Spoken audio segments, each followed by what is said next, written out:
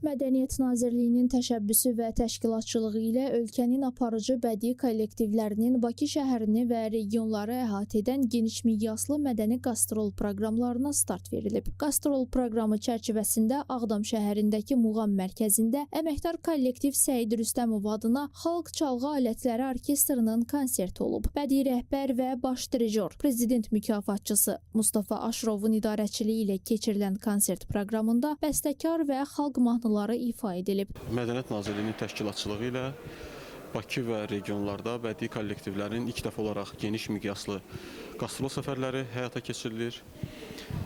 Mən dirijor Mustafa Aşurov, Beynəlxalq Muğam Mərkəzinin əməkdar kollektiv Səid Rüstəmov adına Xalq Çalğı Alətləri Orkestri ilə birgə Azad Ağdamda, Azad Laçında yerli sakinlər və əskərlər qarşısında bayram əhval-ruhiyyəli konsert proqramı ilə çıxış edəcəyik.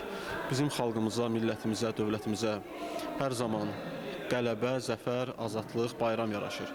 Bayramınız mübarək. Ağdamlı musiqi sevərlər bayram əhval-ruhiyyəli konsert proqramını böyük maraqla izləyiblər. Bugün biz Ağdam şəhərində yeni qurulan gözəl Ağdamımızda, möhtəşəm bir sarayda, yəni Muğam mərkəzində gözəl bir konsertin şahidi olmuşuq. Səid Rüstəmov adına Xalq Çalğı Alətləri Orkestrinin konserti oldu.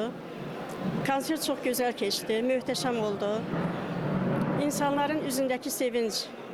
Bugün biz həm də konsertə baxmağa yox, insanların üzündəki sevincə, insanların üzündəki rahatlığa şahid olmağa gəlmişik. Sevinirik ki, Ağdama yenidən həyat gəldi və bu ardıcıl olaraq inşallah davam eləyəcək. Necə ki, davam edir. Qeyd edək ki, mart ayında qastrol proqramı Ağdamla yanaşı martın 17-si Laçında, martın 19-unda Gəncədə və martın 28-29-u Mingəçevirdə keçiriləcək.